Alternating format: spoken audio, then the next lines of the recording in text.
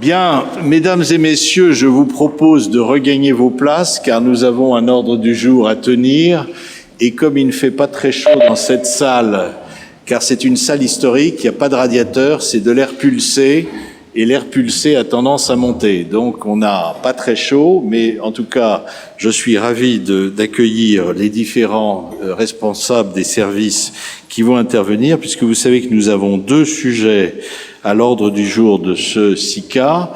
Nous avons l'examen de la rue aux écoles, rue Littré, et je remercie Madame Nives qui est à mes côtés, qui est la responsable de section territoriale de Voirie Sud, c'est-à-dire qui concerne principalement le 6e arrondissement de la direction de la voirie, d'être présente. Et puis, j'ai en avant-garde Monsieur Chrétien, qui est à ma droite, et qui sera l'intervenant sous l'autorité du maire adjoint d'Anne Lair, qui est adjoint à la maire de Paris en charge de la transition écologique, du plan climat, de l'eau et de l'énergie, mais qui nous parlera ce soir des nuisances sonores. Des nuisances sonores, et j'en profite pour le dire, on évoquera bien sûr les nuisances sonores voitures, mais également toutes les nuisances sonores.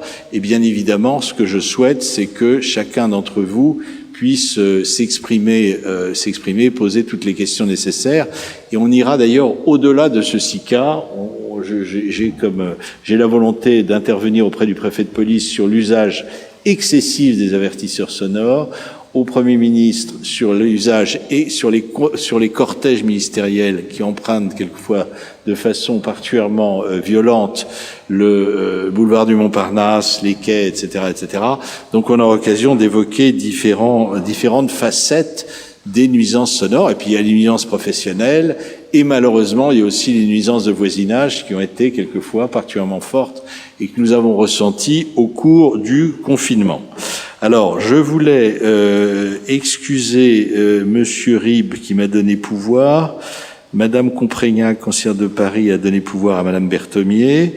Et je remercie l'ensemble des élus, et notamment Madame Hervieux, qui est conseillère de Paris comme moi, d'être là, puisqu'en réalité, on a eu une semaine un peu difficile, on a un conseil de Paris, et on a même, pour certains d'entre nous, un conseil régional qui démarre demain. Mais bon, la proximité, la prise en compte de l'échelon local, c'est essentiel. Donc je remercie tous ceux et celles qui ont pu rallier cette salle à bonne heure. Nous sommes en présentiel et nous sommes en distanciel. La dernière fois, je tournais le dos à l'assistance et je regardais les personnes qui étaient sur l'écran. Cette fois-ci, je tourne le dos à l'écran et nous le tournons majoritairement et nous regardons l'assistance. On essaie de faire en sorte que chacun ne soit bridé. Sur la rue aux écoles, juste quelques mots. La rue Littré, je dirais que c'est une rue simple et complexe en même temps. Simple parce qu'elle est droite, c'est un barreau qui relie la rue de Rennes dans sa partie supérieure ou sa partie sud, ça dépend comment on la considère, et la rue de Vaugirard. Mais c'est une rue complexe et intéressante. Complexe et intéressante, pourquoi ? Parce que c'est une rue éminemment vivante. Une rue bordée d'immeubles d'habitation, beaucoup d'ailleurs de logements locatifs qui appartiennent à une grande compagnie d'assurance, un groupe scolaire, le groupe scolaire le plus important du 6e arrondissement, 12 classes à l'école élémentaire, 8 classes à l'école maternelle, avec d'ailleurs un recrutement qui quelquefois excelle le 6e arrondissement, puisque vous savez que nous avons quelques classes franco-russes désectorisées, ça veut dire qu'il y a des familles et des enfants qui n'habitent pas sur place, donc qui doivent en quelque sorte s'habituer à cet environnement particulier, une crèche de 80 berceaux, une halte garderie de 30 berceaux, un hôtel qui a été bien sûr mis en difficulté par la crise sanitaire, mais qui est un hôtel très important, avec plusieurs centaines de chambres, des commerces, dont d'ailleurs des commerces de très grande proximité, la boulangerie de la rue Littré, la poste qui se trouve à l'extrémité, qui est aussi un bureau de poste très important, et puis un certain nombre d'autres commerces, de restauration, des cafés, une très bonne librairie de bande dessinée que je vous recommande. Bref, une rue qui vit. C'est pour ça que l'aménagement était complexe à étudier. Et il sera, alors bien sûr, comme toujours en matière de mobilité, d'aménagement, c'est comme les goûts et les couleurs. On n'est jamais totalement satisfait. Ceux qui veulent un truc absolument parfait, oui, mais c'est pas la même chose que quand on est dans une rue où il y a juste une façade d'école. On en connaît certaines. Là, on a une rue complexe. Donc, c'était effectivement difficile de trouver quelque chose, notamment également avec les protocoles qui sont à l'œuvre, puisqu'il y a des protocoles. Mais j'ai déjà trop parlé et je vous propose de donner la parole à Madame Nives. Merci. Bonsoir à tous.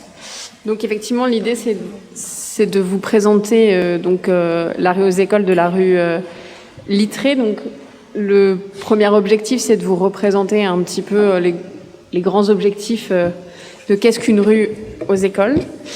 Je veux bien que quelqu'un passe la slide. Je ne sais pas qui passe les slides. Donc l'idée, c'est de vous présenter le projet et les grandes lignes du calendrier de celui-ci. Du coup, le projet, c'est une rue aux écoles. L'objectif des rues aux écoles, c'est bien d'apaiser la circulation dans cette rue. C'est de pouvoir y avoir éventuellement du coup d'autres usages et pour ce faire aussi de venir y supprimer en général le stationnement. Pour faire des rues aux écoles, on a deux grands outils réglementaires qui sont soit l'aire piétonne, qui est relativement contraignant, puisque seuls les riverains et utilisateurs de la voie peuvent l'emprunter, ou dans certains cas la zone de rencontre dans laquelle, vous le savez sans doute puisqu'il y en a d'autres dans le 6e arrondissement, les usagers de l'espace public se côtoient dans l'espace avec du coup un apaisement de la circulation puisque les véhicules sont censés rouler à maximum 20 km/h. C'est valable tant pour les véhicules motorisés que pour les vélos. Du coup, l'idée, c'est de vous présenter le projet qu'on a imaginé. Donc, dans cette rue aux écoles, l'idée, c'est d'avoir une zone de rencontre, donc avec une voie à 20 km/h. Je veux bien juste le plan. Voilà, pour que vous puissiez voir le plan. Ce qu'on a imaginé pour cette voie, alors je sais que le plan du coup il est sans doute un petit peu petit parce que comme le disait Monsieur le maire, la rue est très très longue. L'idée sur laquelle on est parti, c'est du coup de évidemment supprimer le stationnement dans cette rue, à l'exception évidemment des zones de livraison, puisque c'est une rue très commerçante et donc l'idée c'est bien que les commerçants puissent continuer à avoir les espaces de livraison qu'il faudra éventuellement étudier en lien avec les terrasses estivales qui pourraient se déployer dans la rue, puisqu'aujourd'hui les terrasses estivales sont déployées sur les zones de livraison de la rue Littré. On maintient les stationnements GIG-GIC, donc les places de stationnement handicapées. Aujourd'hui, il y a 2 places de ce type dans la rue. L'idée, c'est bien de les maintenir. C'est d'éventuellement recueillir votre avis sur leur positionnement actuel. On a notamment une place handicapée qui est positionnée sur le ralentisseur. On peut s'interroger sur est-ce que c'est très pratique pour la personne en fauteuil roulant. Donc c'est peut-être l'occasion aussi de les redéployer peut-être différemment dans la rue. C'est d'ajouter du stationnement vélo, puisqu'on a vu qu'il y avait aussi un manque dans le secteur. On a notamment des vélos qui sont parfois accrochés sur les barrières de l'école, donc c'est d'ajouter du stationnement dans cette rue. Et évidemment de continuer à maintenir aussi les ralentisseurs dans cette voie. Et on vient enfin changer les panneaux en entrée et le marquage pour bien signifier en entrée de la rue qu'on est dans un espace qui est apaisé. Donc on vient mettre des bandes de passage piétons dans un autre sens. Et on vient remettre des gros logos piétons en entrée de voie pour bien signifier aux usagers qu'ils entrent dans un espace où le piéton est l'usager prioritaire. Donc voilà, c'est l'objectif que l'on a recherché dans cette rue. En ce qui concerne le calendrier, donc là aujourd'hui, moi je vous présente une première version du projet qu'on a déjà commencé à étudier. Évidemment, on aura des études complémentaires à faire avec l'ensemble des services, les concessionnaires éventuellement, et puis les autres entités administratives. On aura aussi des démarches d'urbanisme à faire pour instaurer tout ceci.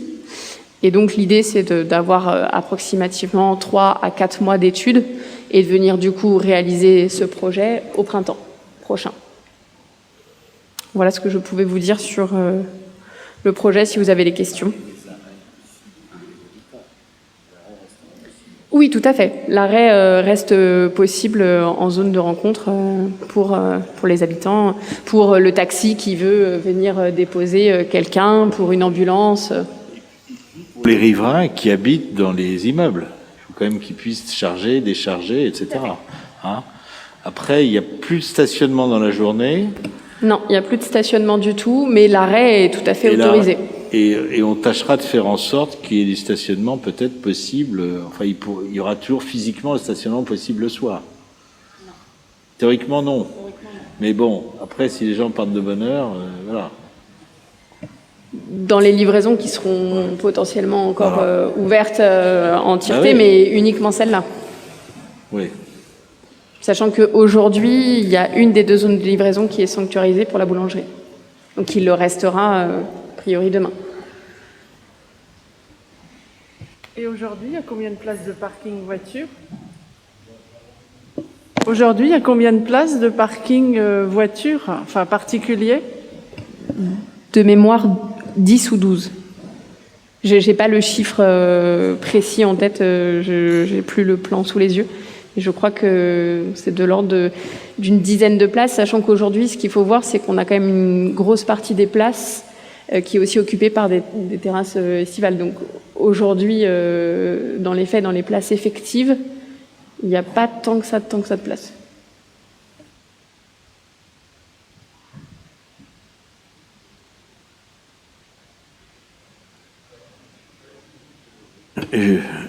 On va peut-être prendre plusieurs questions sur la rue Littré, et puis comme ça, on y répondra. Madame. Bonjour, bonsoir. Donc j'habite rue Littré. J'habite juste à côté de l'hôtel Littré. Et du coup, je voudrais voir avec vous comment vous pensez l'espace livraison, parce qu'actuellement, l'hôtel reçoit des livraisons pratiquement tous les soirs, pendant les nuits. 1h du matin, 3h du matin, 5h du matin. Il y a une grosse camion qui arrive avec un énorme bruit qui nous réveille pratiquement tous les soirs et qu'ils n'utilisent pas l'espace livraison parce qu'il n'y a pas un espace livraison devant lui. Du coup, ils garent pratiquement devant chez moi et on se réveille. On est très très gênés, moi et mes voisines. Et j'ai parlé avec la direction de l'hôtel et ils ne veulent rien faire. J'ai signalé la direction de nuisance sonore. Donc eux, ils disent que non, ça se passe à l'extérieur du bâtiment, donc on ne peut rien faire. Il faut l'appeler police municipale. Du coup, j'appelle la police municipale et eux, ils me disent que nous on peut intervenir dès qu'il y a les camions, il est là, mais... Quand je les appelle, c'est trop tard. Ça prend une demi-heure au moins qu'ils arrivent et les camions, ils partent. Quel type de camion, madame? C'est des espèces de petites camionnettes qui livrent des touristes, peut-être, non? Qui amènent les touristes à l'hôtel? Je voulais que je vous montre, parce que j'ai plein de vidéos, si vous voulez, voir. Non, c'est pas... ouais. Qu'est-ce que c'est? Ouais. Ah, c'est le linge, d'accord. Ah oui, d'accord. Il est à contre... d'accord. D'accord, bon. Il bloque les rues, et du coup, tout le monde klaxonne derrière. Bien sûr. Et ça à 1h du matin, éventuellement. 1h du matin, 3h du matin. On va prendre contact. J'ai mon directeur de cabinet qui est dans la salle. Il va prendre contact. Vous allez le montrer à monsieur là qui a... Voilà. Okay. On va essayer de prendre contact avec la directrice, parce que ça m'avait pas été signalé, ça avant le Covid. Donc voilà, on va regarder. Alors monsieur, et après il y a madame. Deuxième question, et vous envisagez de végétaliser aussi, parce qu'il manque des arbres? D'accord, on va regarder ça, madame. Merci infiniment. Alors, autre intervention. Puis après, Monsieur Davzac. Madame derrière et Monsieur Davzac après. Oui, bonsoir. Donc moi, je suis aussi riverain de la rue Littré. Alors, c'est vrai que je suis un peu surprise que le projet, il semble déjà bien avancé. Et je pensais qu'il y aurait plus de concertation en amont. C'est vrai que le point pour nous sur la rue aux écoles, on avait effectivement le but, c'est quand même que ce soit une zone pacifiée pour notamment autour de l'école et pour les enfants. Et il y a le sujet de la végétalisation du coup qui semble pas du tout apparaître dans le projet. Là, on se parle plutôt de stationnement.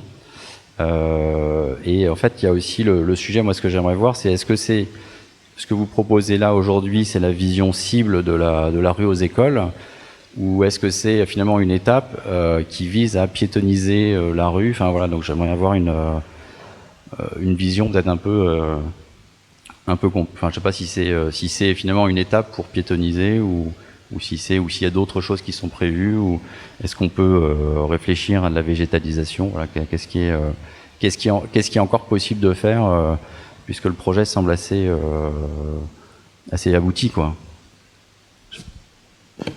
Je vais laisser revenir Gwenaëlle Lives sur ce qu'on appelle le statut de zone de rencontre, hein, qui est.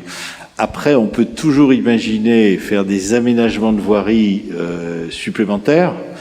Ça peut coûter très cher, mais pourquoi pas? On peut ensuite par la suite passer un budget participatif potentiel sur la rue Littré en aménagement. Après, ce qu'on supprimera jamais, et à mon avis on peut pas le supprimer, c'est le fait que c'est une rue de liaison entre la rue de Rennes et de la rue de Vaugirard, et qu'il y a il y a des commerces qui s'y trouvent, il y a un certain nombre de choses. Donc la piétonisation au sens plateau Beaubourg, par exemple, pour prendre une zone totalement piétonne, c'est totalement impossible rue Littré. J'ajoute que il y a des livraisons. On est assez clair. Enfin, je pense que c'est pas l'objectif des voilà, on est d'accord. Non, mais après, ce que vous dites peut-être, c'est on peut peut-être aller plus loin dans l'aménagement, l'aménagement vière, du domaine vière.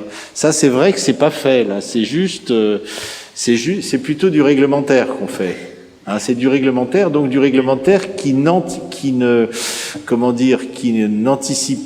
n'oblitère pas l'avenir. Mais il n'y a pas, en revanche, de projet caché. Il n'y a pas de projet caché sous-jacent.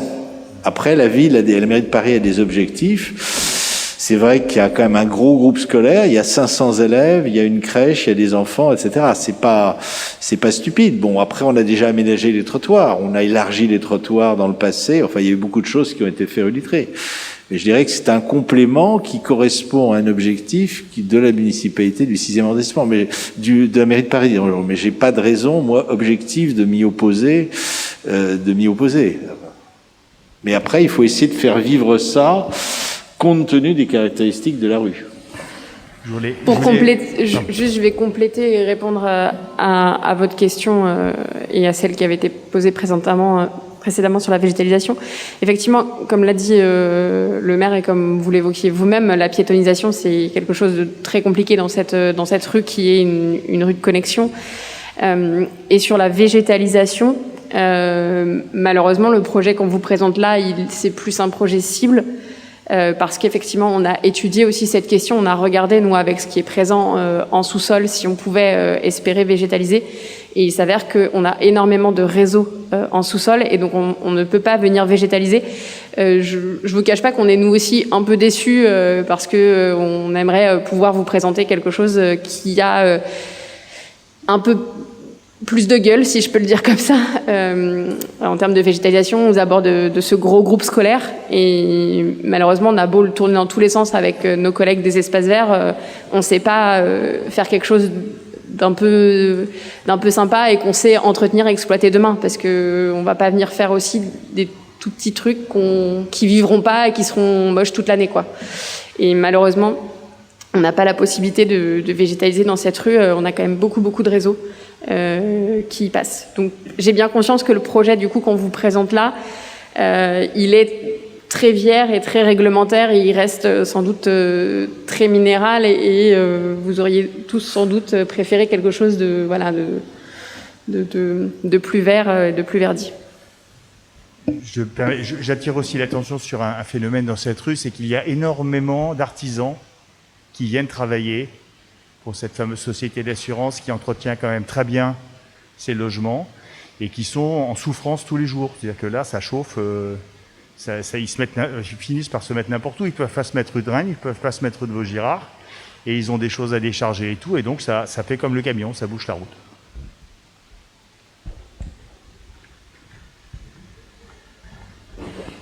Les livraisons seront maintenues dans la rue. Honnêtement, nous, on peut revoir avec le service expert du stationnement si, compte tenu de ces artisans, on n'a pas besoin d'en ajouter une zone de livraison pour leur faciliter encore plus la vie. Moi, je n'ai pas de souci avec ça.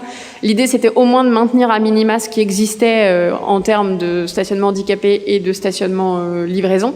Si votre usage à vous, au quotidien de la rue, vous vous rendez compte que c'est peut-être pas suffisant, moi, c'est une donnée que je prends et on va voir comment l'intégrer ou peut-être faire des zones de livraison un peu plus grandes qu'elles ne le sont aujourd'hui parce qu'elles sont plutôt courtes aujourd'hui. Pas de souci, moi, je prends le point et on l'intégrera. Oui, bonsoir. Moi, j'habite au 19 rue Littré, à savoir le haut de la rue Littré, près de la rue de Rennes, en face de la boulangerie. Les personnes que je connais, on vit un enfer à cause du bruit, et notamment à cause des livreurs en mobilette, qui ont pris leur quartier depuis le Covid. Donc ça fait 2 ans que on ne dort plus, on est obligé de travailler chez nous. Donc moi, je travaille toujours avec un casque. Le soir, je mets des boules caisses, mais même avec ça, ils sont là, ils parlent, ils discutent, ils boivent, ils jettent leurs bouteilles. Un nombre inconsidérable de fois, je suis descendue en disant, écoutez les gars, soyez sympas, bon voilà, on est ensemble, c'est un quartier, ils s'en fichent royalement. Ils laissent leur moteur allumé en regardant leur SMS. Donc là, hier, j'ai calculé 14 minutes une moto qui avait son moteur allumé avant que le gars finalement ne parte. Et ils ont pris leur quartier, là on ne peut rien leur dire. Ils n'habitent pas ici, alors je ne sais pas ce qu'on peut faire. On a la même chose avec des Uber qui stationnent la nuit, qui mettent leur musique à fond, et même, je ne sais pas comment ils font, mais même avec les fenêtres fermées, on entend tout, on entend leur conversation au téléphone. C'est insupportable. Là, en bas, devant le 19 rue Littré, il y a un poteau, je sais pas, de stationnement, un poteau indicateur, où certains vélos s'accrochent, si bien qu'on ne peut plus passer. Quelqu'un handicapé ne peut pas passer avec un fauteuil. Nous-mêmes, on est obligé de faire un gymkhana parce qu'ils sont... Alors, entre eux, les gars qui sont là, qui pissent sur notre immeuble, qui balancent leurs objets et qui font un bruit continuel de 11h du matin jusqu'à parfois 3h du matin, parce qu'ils parlent au téléphone très très fort, ils font leur SMS, ils sont en bas de chez nous. C'est le 20, rappelez-moi le numéro, c'est le 20 rue Littré peut-être, non? Oui, nous sommes au 19. C'est à côté de la poste, oui, c'est là où il y a l'attroupement avec les chiens. C'est là où il y a toutes les motos. Moi, j'ai moi-même une moto. D'accord. J'habite là. Moi, j'ai été conçue rue Littré. Donc la rue Littré, je la connais depuis 60 ans. Je vais bientôt avoir 60 ans. Là, c'est devenu un espèce de hall de gare où ça passe, où ça reste, où ça discute, où ça hurle tout le temps. On a eu, depuis le confinement, ils ont pris leurs habitudes, ils étaient là, mais vraiment... Là, vous parlez des Uber, vous parlez des... Non, je parle des livreurs. Des livreurs, qu'on a essayé de remettre, vous avez quand même vu, on les a remis pas mal sur le triangle de la période du J40, parce qu'ils se sont promenés aussi. Le président d'Avzac, ils étaient devant Zara à un moment, ils sont pas mal promenés. Alors écoutez, je ne sais pas, mais là il y a un groupe qui ont pris Monsieur leur coin. Voilà, mais Monsieur Godet va venir vous voir tout de suite là. Et c'est insupportable. Et message compris. Comment, oui. Vous avez vu, on a bien fait finalement de parler de la rue Littré ce soir. Ça prouve qu'il n'y a pas uniquement les problèmes de stationnement, il y a des problèmes généraux liés à la diversité des acteurs économiques qui se trouvent rue Littré. Ça prouve que c'est une rue qui vit. Monsieur Dafzac. Pardon. Je préside le conseil de quartier Saint-Placide. C'est-à-dire que la rue Littré est exactement au cœur. J'y suis d'autant plus attaché que mes enfants y habitent et mes petites filles vont à la crèche et à l'école de la rue Littré. Je connais cette rue depuis plus de 10 ans. Je ne partage pas deux pessimismes qui viennent d'être exprimés là. Le premier, c'est que je pense qu'il y a des choses qui se font, et notamment dans l'optique végétalisation. Les cours Oasis, le budget municipal va dans le sens de ce que vous regrettiez, madame. Va dans le sens, c'est-à-dire il vient combler ce manque que vous regrettiez.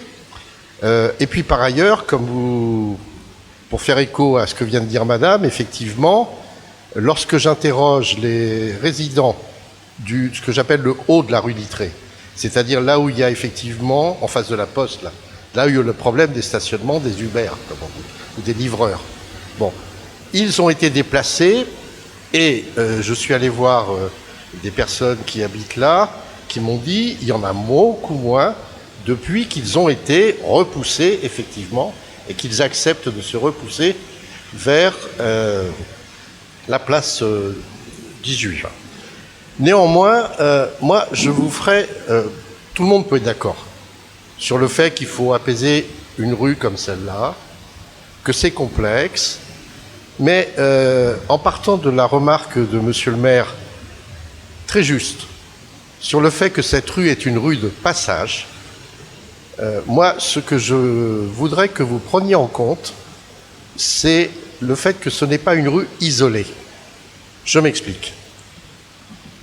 Il y a dans cette rue un problème, donc on l'a vu en haut, mais qui est en train de se résoudre, mais il y a surtout un énorme problème qui est celui du croisement de la rue Littré et de la rue de Vaugirard.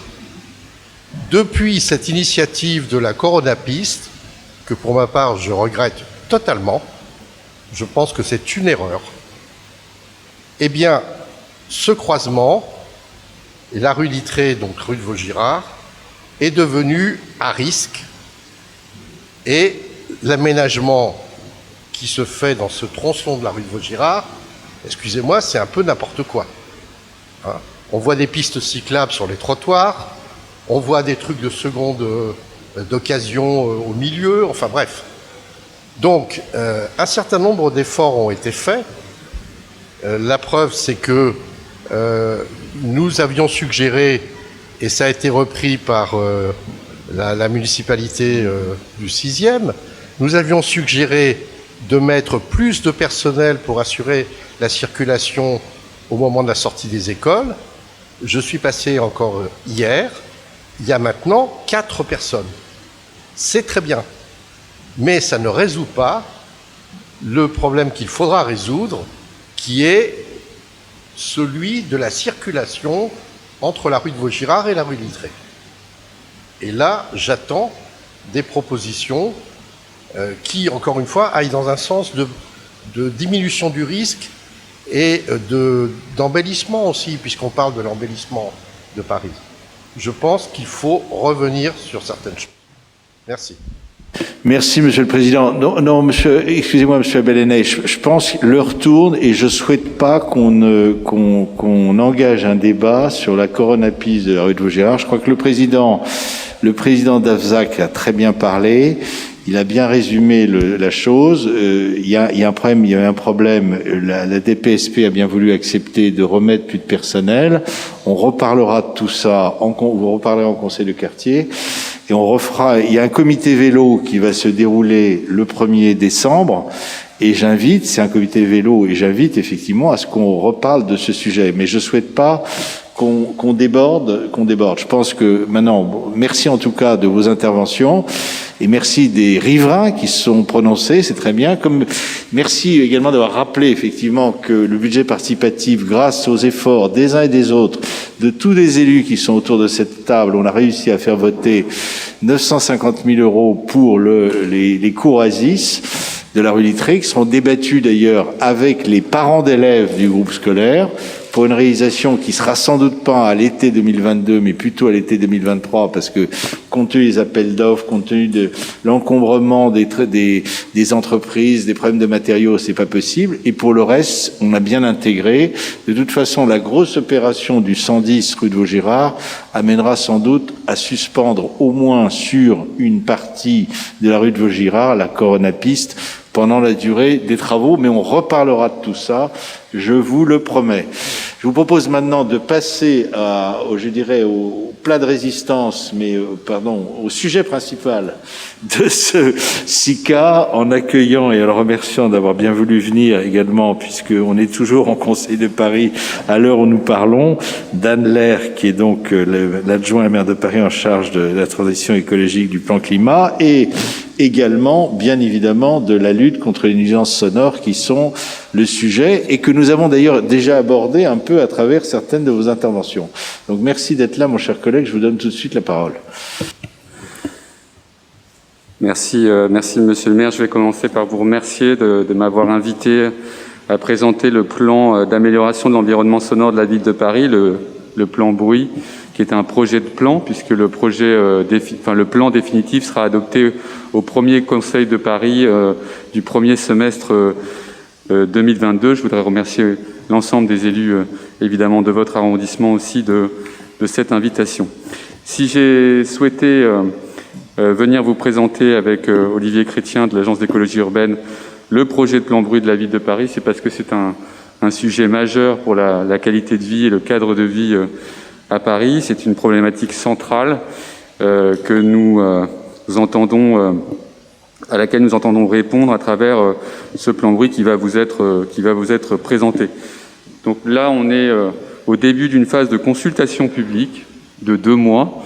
Vous pouvez d'ores et déjà organiser, comme vous le faites dans le 6e, des réunions publiques, mais aussi interagir sur le site id.paris.fr et donner vos contributions pour l'amélioration de ce projet de plan bruit.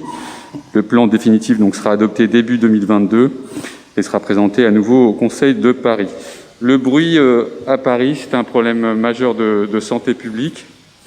C'est un enjeu de santé publique avec des impacts sur la santé qui sont évidents, que vous connaissez mais que je vais rappeler.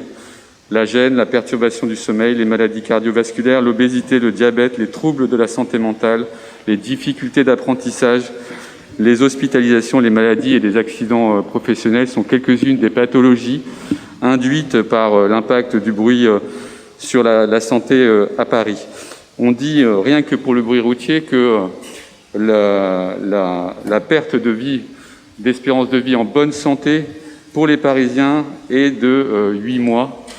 C'est vous dire l'importance en termes de santé publique de cette question, qui est d'ailleurs la deuxième menace environnementale recensée au niveau européen après la question de la pollution de l'air. Les personnes qui sont particulièrement impactées et concernées par cet impact sanitaire du bruit, eh bien, ce sont les jeunes enfants, ce sont les personnes âgées et plus généralement les personnes fragiles. Donc, de ce point de vue, et du point de vue aussi des inégalités socio-environnementales qui sont, accélérées ou encouragées par cette question de la pollution sonore à Paris, nous avons décidé de présenter un projet de plan d'amélioration de l'environnement sonore, dit plan bruit. Le problème numéro 1, et je sais que le maire du 6e ne me déjugera pas, c'est la question du bruit routier. C'est la première source d'émissions sonores à Paris, de pollution sonore à Paris, au quotidien. Et ce que je voulais vous dire tout de suite, initialement, c'est que nous avons connu une amélioration à travers le précédent plan bruit. Nous avons connu une baisse de 2 décibels 2 décibels sur la période précédente du plan bruit. Et c'est aussi l'objectif que nous avons sur ce plan, d'obtenir une baisse moyenne de 2 décibels, ce qui correspond à une baisse de la puissance acoustique de 37%. C'est extrêmement significatif et c'est le sens des mesures qui sont proposées dans la première partie de ce plan. Ce plan, c'est un plan à 360 degrés. Il y a bien sûr la lutte contre la pollution sonore, le bruit routier, qui est au cœur de notre stratégie, mais nous avons choisi d'élargir, de dépasser nos compétences et d'aller sur le bruit dans toutes ses dimensions. Au-delà donc des obligations réglementaires que la ville a en la matière et au-delà des compétences, en complément des compétences qui sont portées par la métropole du plan Paris. Donc nous nous proposons d'agir sur différentes sources sonores. Ce que je voudrais peut-être rappeler, c'est qu'une étude récente de l'ADEME et du Centre national du bruit, qui est parue cet été, a quantifié le coût social très élevé du bruit. Il est estimé à 155 milliards d'euros par an. Et la bonne nouvelle, parce qu'il faut donner aussi les bonnes nouvelles, c'est qu'une part importante des coûts sociaux du bruit peut être évitée. Cette étude de l'ADEME et du Conseil national du bruit a montré l'effet d'évitement simultané sur le bruit et la pollution de l'air de certaines mesures. Et 4 ont été particulièrement pointées. La réduction des vitesses, ça c'est une mesure, et notamment la réduction de la vitesse à Paris, mais plus spécifiquement sur les voies rapides. La mise en place de zones à faible émission. L'amélioration de la qualité acoustique dans les bâtiments scolaires, qui est aussi une mesure importante, et l'application d'une charte qu'on appellera chantier propre pour réduire les nuisances qui sont liées au chantier et qui sont nombreux dans la ville. Voilà. Donc le plan bruit, c'est 30 actions, 15 actions pour le bruit qu'on va qualifier de routier, lié à la circulation automobile, et 15 actions pour le bruit dit de voisinage, pour tout ce qui est chantier, livraison. Voilà, c'est un plan vraiment global d'amélioration de l'environnement sonore, et je vais laisser Olivier Chrétien le présenter pour pouvoir vous laisser évidemment le maximum de temps avec Monsieur le maire du 6e pour répondre à vos questions si vous en avez. Merci à vous. Bonsoir à tous. Est-ce qu'on peut revenir peut-être à la page numéro 3, s'il vous plaît, le tableau, où y aller. Ouais, merci. Donc, comme l'a dit Daniel, c'est un plan global bruit que nous présentons. Alors, ça n'a rien d'évident au départ, puisque on parle de bruit dans l'environnement, de bruit de voisinage. Ce sont 2 domaines qui sont très séparés en termes d'acteurs et aussi de réglementation. Alors là, vous avez un petit tableau qui vous montre que dans le domaine réglementaire, on est d'un côté dans le code de l'environnement, de l'autre côté, on est plutôt dans le code de la santé publique. D'un côté, c'est transport et industrie, installations classées, sur lesquelles on est assez peu concerné sur Paris. Et puis de l'autre côté, on est plutôt sur les activités, les chantiers, les bruits de comportement. Alors, donc on a des enjeux qui sont assez différents, mais qui se recoupent très fortement sur un enjeu qui est celui de la santé environnementale. On va être quand même plus connecté aux enjeux de transition écologique sur le bruit dans l'environnement, alors que le bruit de voisinage est très connecté aux enjeux de tranquillité du public et de gestion des incivilités. Alors, en termes de mandature à la ville de Paris, on a 2 grands projets de mandature qui se connectent complètement à ce plan bruit, qui sont d'un côté, pour le bruit dans l'environnement, le plan climat air énergie, avec des objectifs en termes de carbone, de bilan carbone du territoire qui sont très ambitieux d'ici 2030 et qui nécessitent de transformer la ville. Et puis de l'autre côté, la création de la police municipale qui marquait vraiment l'implication de la ville de Paris dans les questions de bruit de voisinage, avec une tendance à prendre le rôle qu'avait auparavant la préfecture de police. Voilà, donc avec quand même des points communs entre ces deux volets qui sont importants, hein, dans le domaine notamment de la construction, où la qualité de la construction, les deux sujets sont complètement imbriqués entre le bruit intérieur, le bruit extérieur, le bruit voisinage, le bruit des transports. Et puis sur le domaine aussi de gestion de l'espace public, où souvent les questions, on l'a vu tout à l'heure, hein, sur l'activité, tout est lié entre activité, transport, etc. Alors je vais vous présenter dans un premier temps, si vous pouvez passer à la slide suivante, oui. Les 15 actions qui sont prévues sur sur le bruit dans l'environnement. Vous dire que Dan Laird vous l'a dit, donc je vais passer très vite là-dessus. En ce qui concerne l'environnement, on a une dimension réglementaire, puisqu'en fait ce plan vaudra plan de prévention du bruit dans l'environnement. C'est une obligation de la ville de Paris en tant que gestionnaire d'un gros réseau de voiries d'avoir ce plan de prévention et à échéance régulière, c'est une réglementation européenne, de présenter ses actions dans ce domaine-là. Donc on agit en lien avec la métropole du Grand Paris qui, elle, a un PPBE d'agglomération, donc qui regroupe un petit peu l'ensemble des enjeux d'environnement sonore au niveau de l'agglomération et quelles que soient les sources de transport, donc incluant le ferroviaire et l'aérien. Donc dans la réglementation européenne, on a ces PPBE et on a également les cartes stratégiques du bruit routier. Donc vous pouvez passer du bruit des transports d'ailleurs, puisque pas seulement il y a des cartes du bruit routier, des cartes du bruit ferroviaire et des cartes du bruit aérien.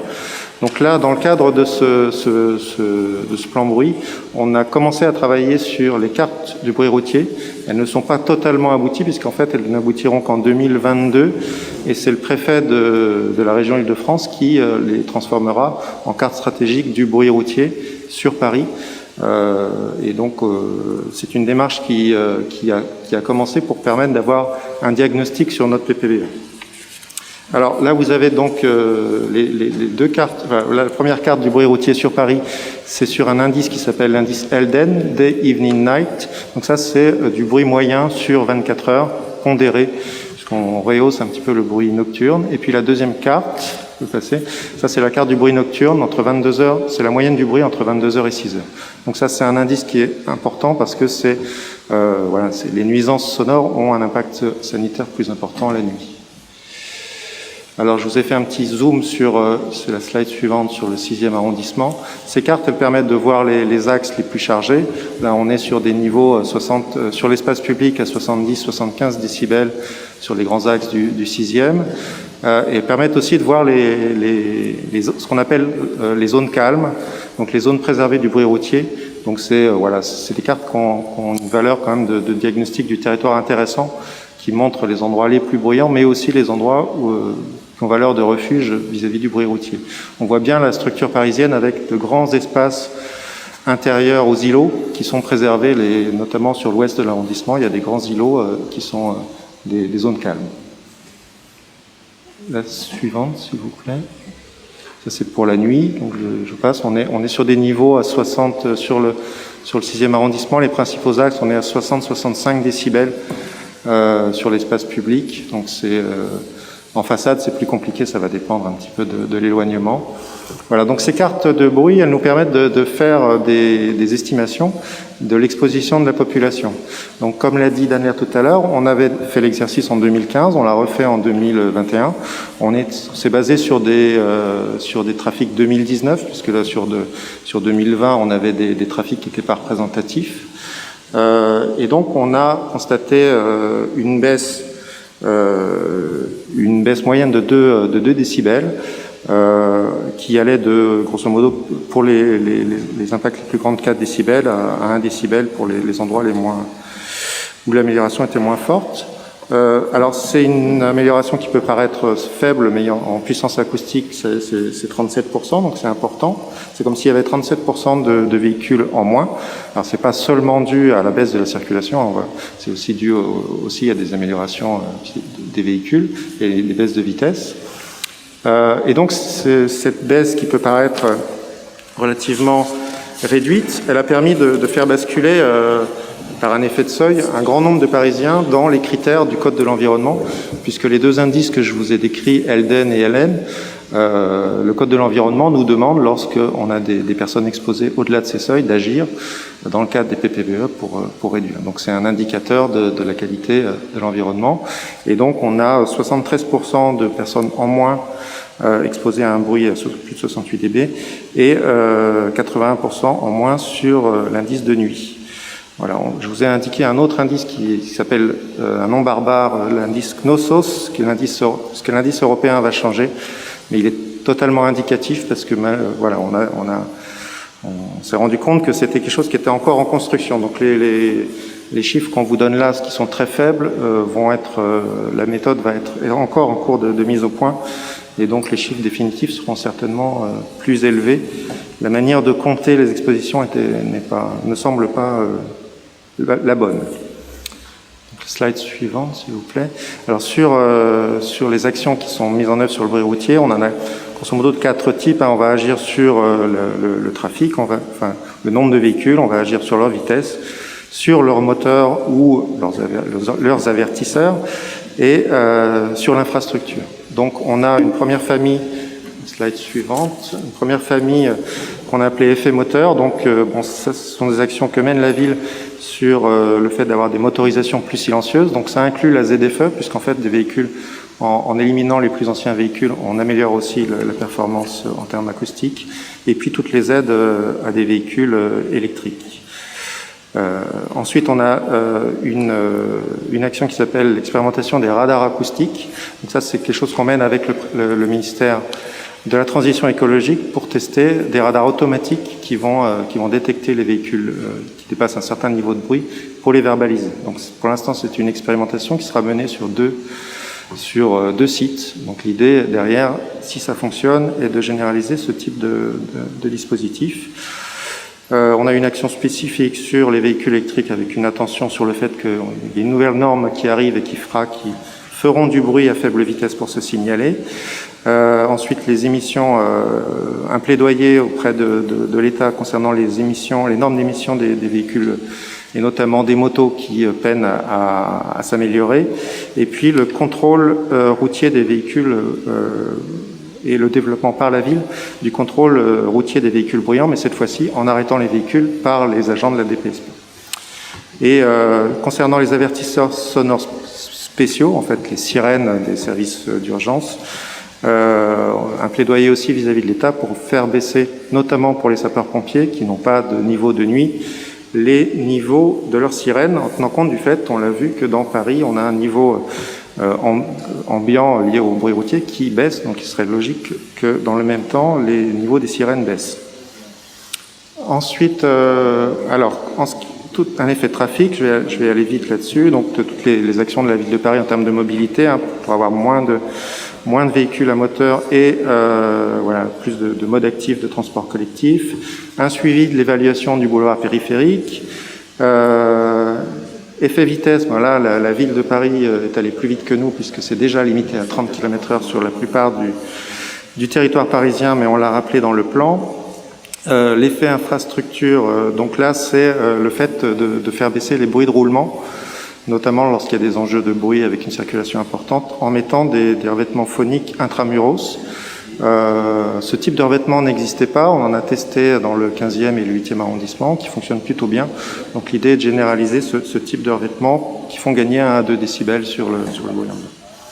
Et puis, alors ça ne vous concerne pas, puisque vous n'êtes pas dans les zones à enjeu de la métropole du Grand Paris, mais la métropole propose d'aider les territoires du Grand Paris sur des zones à enjeu en subventionnant des actions, mais malheureusement, pour le 6e arrondissement, il n'est pas dans les zones à enjeu. Enfin, effet moteur. Donc là, c'est les actions sur les véhicules. Donc le fait de... Alors attendez, non, je ne suis pas à la bonne page, pardon, je suis revenu en arrière. Promouvoir le sonore, donc au-delà de ces actions directement sur la circulation, promouvoir le sonore, ça veut dire qu'on va essayer sur l'ensemble des actions de la ville de Paris de faire en sorte de bien prendre en compte l'environnement sonore. Donc ça concerne les plans d'action environnementaux de la ville, ça concerne le PLU bioclimatique de la ville de Paris avec des exigences acoustiques à avoir sur la réglementation de la construction, les projets d'aménagement de la ville de Paris, les projets de végétalisation et de biodiversité, et puis une action très spécifique sur l'héliport de Paris, ici les Moulineaux, pour la réduction des nuisances, en particulier en réduisant le trafic de l'héliport. Voilà pour la partie bruit dans l'environnement, bruit routier. Pour le bruit dit de voisinage, donc dans le même esprit, enfin dans l'esprit du plan, c'est d'avoir une action sur l'ensemble des sources de bruit. Alors avec à l'intérieur du bruit de voisinage, je vous ai dit tout à l'heure qu'entre bruit dans l'environnement, bruit de voisinage, c'est des réglementations différentes. À l'intérieur du bruit de voisinage, on a aussi des manières d'agir et des réglementations qui sont très différentes. Donc on a distingué ces différents types de bruit pour ensuite agir sur chacun d'entre eux. Donc on a distingué les bruits nocturnes sur la voie publique, donc plutôt bruit de comportement, bruit des activités professionnelles qui se contrôlent un petit peu différemment avec des notions d'émergence qui peuvent être contrôlées par du mesurage, le bruit des livraisons qui est un petit peu à cheval sur différentes réglementations puisqu'on est entre la mobilité et l'activité, le bruit des chantiers qui a sa réglementation à lui aussi, et le bruit des équipements de la ville où là, c'est pas un bruit particulier mais c'est plutôt la position de la ville qui est particulière, donc avec des actions à mener dans ce domaine-là. Donc en ce qui concerne, alors oui, j'ai oublié de vous dire, n'apparaît pas dans le plan le bruit de comportement entre voisins. C'est-à-dire si votre voisin, par exemple, fait tourner sa machine à laver en essorage tous les jours à 1h du matin, cas personnel, là c'est alors, vous aurez du mal à faire venir le commissariat sur le cas que j'ai évoqué. Mais en tous les cas, sur les cas sur les problématiques entre voisins, lorsque ça devient important, c'est pas la ville de Paris qui intervient, c'est le commissariat parce que la DPSP, la police municipale, a vocation à intervenir sur l'espace public mais pas sur les espaces privés. Alors, donc dans la catégorie des bruits nocturnes sur la voie publique, donc importante, on a donc une action 16 qui est le fait de mieux connaître l'exposition des Parisiennes et Parisiens au bruit des activités nocturnes. Donc ça, c'est un reproche qu'on nous fait beaucoup, à juste titre, c'est qu'on connaît bien le bruit routier. Quand je dis nous, c'est pas que à la ville de Paris, c'est partout, c'est au niveau européen. On connaît bien le bruit routier, on connaît mal le bruit de voisinage et ses nuisances. Donc les chiffres qu'on vous a donnés sur le bruit, les nuisances liées au bruit de voisinage, par exemple tout à l'heure, sont beaucoup moins sûrs que les bruits qu'on peut avoir, que les impacts qu'on connaît sur le bruit routier. Donc l'idée, c'est de travailler en lien avec nos collègues en charge de la santé publique sur l'exposition, essayer d'avoir grosso modo des cartes du bruit de voisinage en fonction de l'activité sur les différents arrondissements et de ce qu'on constate avec Bruit Parif sur les quartiers qui sont aujourd'hui équipés de capteurs. Grosso, c'est extrapolé en fonction de l'équipement d'activité de nuit sur un quartier, avec la PUR, avec les données qu'on a de la PUR, ce qui existe sur l'ensemble de Paris pour pouvoir avoir des indicateurs plus fiables de l'exposition en bruit de voisinage. Ensuite, une action importante, c'est les terrasses, le fait de mieux encadrer le bruit lié aux terrasses annuelles ou estivales. Donc là, c'est le nouveau règlement des étalages et terrasses qui donne à la DPSP, à la future police municipale, plus de moyens pour intervenir dans ce domaine-là. L'action 18, prévenir, réduire et verbaliser le tapage nocturne dans l'espace public. Donc là, c'est une action qui se fera en lien avec le Conseil de la nuit. Ça concerne vraiment tout ce qui est activité nocturne et quartier avec une forte activité nocturne, avec la volonté de développer plus de présence de la police municipale, aussi de mieux encadrer au niveau, d'avoir des équipements en termes avec Bruit Parif de Méduse, de doubler le nombre de capteurs sur Paris pour faciliter la médiation sur ce type de quartier et de développer tout ce qui va avec ces Méduses, c'est-à-dire des chartes de quartier, mais aussi le suivi. Il ne s'agit pas simplement de mesurer, la difficulté n'est pas vraiment de mesurer, c'est derrière de savoir gérer au niveau de ces quartiers les nuisances et de faire derrière de la médiation avec les professionnels de la vie nocturne. Ensuite, il y a une action 19 sur l'amélioration de l'offre de services aux plaignants. C'est quelque chose dont on a vu pas mal de plaintes là-dessus. C'est vrai qu'il y a beaucoup d'acteurs sur le bruit et parfois des difficultés à orienter vers la bonne personne. Donc là, l'idée, c'est d'avoir au niveau de la ville une organisation adéquate pour que le bon service soit en contact avec le plaignant. Avec une action 20 qui, justement, vient préciser cela sur un domaine particulier, qui est celui de la musique amplifiée, qui est un domaine qui est resté du domaine de la compétence de la préfecture de police, mais qui est dont la frontière est parfois assez ténue avec le bruit des activités qui est du ressort de la ville de Paris. Donc il y a un engagement de ces deux acteurs de bien se coordonner dans ce domaine-là.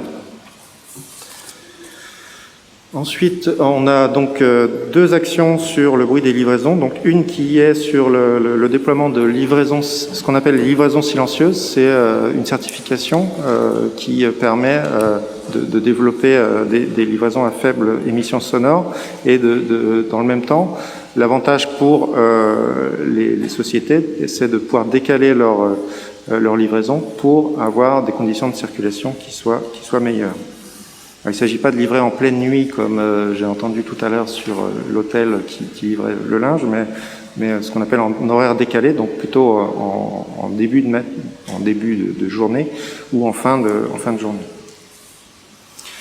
Et puis deuxième action sur le contrôle des aires de livraison. Alors ça c'est un peu un grand classique, mais c'est le fait que les aires de livraison sont souvent occupées et que du coup derrière on a des livraisons en pleine voie. Donc là, il y a à la fois du contrôle et puis des expérimentations qui sont prévues par nos collègues de la DVD sur la connaissance de l'occupation ou pas des aires de livraison par les livreurs. Ensuite, le bruit des chantiers. Donc, comme je vous disais tout à l'heure, c'est un domaine particulier. La ville de Paris prépare une charte de chantier à moindre nuisance. Donc, ça, ce sont des engagements des différents maîtres d'ouvrage pour bien prendre en compte le bruit dans leur chantier. Une action spécifique sur les groupes électrogènes et les engins de chantier. L'idée étant d'utiliser le moins possible les groupes électrogènes en développant des branchements chantiers et d'avoir une action, d'étudier la mise en place d'une action d'obligation d'avoir des groupes de dernière génération. Ensuite, l'intervention à proprement parler sur les bruits de chantier en cas de plainte, et là c'est quelque chose que doit développer nos collègues de la police municipale. Ensuite, on a tout un chapitre sur le bruit des équipements de la ville de Paris, avec Action 26, le développement de véhicules, engins plus silencieux. Notamment, il y a une électrification en cours de l'ensemble des véhicules et engins de la ville.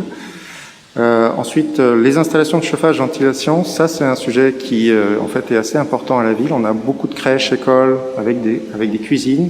Et on a très régulièrement des plaintes de riverains pour bruit de ventilation de ces cuisines. Donc là, on souhaite mettre en place des actions de prévention pour éviter d'avoir à intervenir en dernier recours, puisqu'on est souvent appelé, nous, agences d'écologie urbaine, un peu en pompier sur ce genre de problématiques. Et enfin, également l'acoustique des bâtiments, on l'a vu tout à l'heure, c'est un sujet important en termes de santé publique, puisqu'il faut essayer d'avoir, notamment dans les écoles, un environnement sonore qui soit le moins bruyant possible. Une action 30 qui s'appelle la création de nouvelles cours oasis. On peut s'étonner de la voir arriver là, mais en fait c'est un effet positif des cours oasis dont on s'est rendu compte en faisant des mesures avant-après sur les cours qui ont été créés, avec des revêtements poreux et perméables qui permettent d'amortir le bruit, et aussi des activités dans les cours qui sont peut-être pas les mêmes après des aménagements de type cours oasis. Et enfin, le cahier d'information sur le bruit. Alors ça, ce cahier, c'est un cahier qui existe déjà, pour faciliter la prise en compte du sonore dans les actions locales. C'est à destination des mairies et des services locaux d'aménagement. On souhaite l'actualiser et mieux le faire connaître, pour permettre une meilleure prise en compte du bruit dans les actions à l'échelle locale. J'ai une dernière slide pour vous mettre ça. Danler vous en a déjà parlé. Donc on est en cours de consultation du public sur id.paris. On a déjà beaucoup d'interventions alors qu'on n'a pas encore fait la publicité, mais voilà. Donc n'hésitez pas à aller sur id.paris. Là il y a une petite coquille, c'est id.paris, c'est pas id.paris.fr. Donc avec derrière un bilan et une prise en compte de cette consultation et un deuxième passage au Conseil de Paris de ce plan en mars ou avril Et puis derrière, les comités de pilotage qui commenceront donc avant la fin du premier semestre 2022. Merci de votre attention. Merci, Monsieur Chrétien. Je vous propose de donner tout de suite la parole à l'assistance. Je vois des doigts se lever, je vais leur donner tout de suite la parole. Alors, j'avais 2 petits points d'ordre avant. On est formellement amené à nommer un secrétaire de séance, si Madame Berthomier veut bien accepter le secrétariat de séance. Mes chers collègues, je vous propose aussi d'adopter, avec beaucoup de retard, mais on l'adopte toujours lors de la séance suivante, le dernier PV du SICA, qui s'est tenu le 23 mars 2021 déjà, et le thème était le plan local d'urbanisme. Si vous êtes d'accord, je donne la parole à Monsieur Abélanet, et ensuite à Madame qui est à côté et que je reconnais. Bonsoir. Pour le bruit, tout à l'heure, vous parliez des bruits de livraison, vous n'en avez pas parlé, c'est les moteurs de réfrigération des dessus de camions. Donc quand ils se passent sur les appartements, on va au 2e, 3e, 4e étage, ont plus de bruit que dans la rue. Donc c'est les systèmes de réfrigération. C'est le système de réfrigération des camions. C'est pas les camions eux-mêmes qui sont à l'arrêt, mais c'est les moteurs de réfrigération qui tournent et qui font plus de bruit que les camions. Donc c'est ça qu'il faut soit arrêter. Et aujourd'hui, il y a des systèmes électriques qui peuvent très bien pallier au problème. Voilà. Donc ça, c'était le premier point.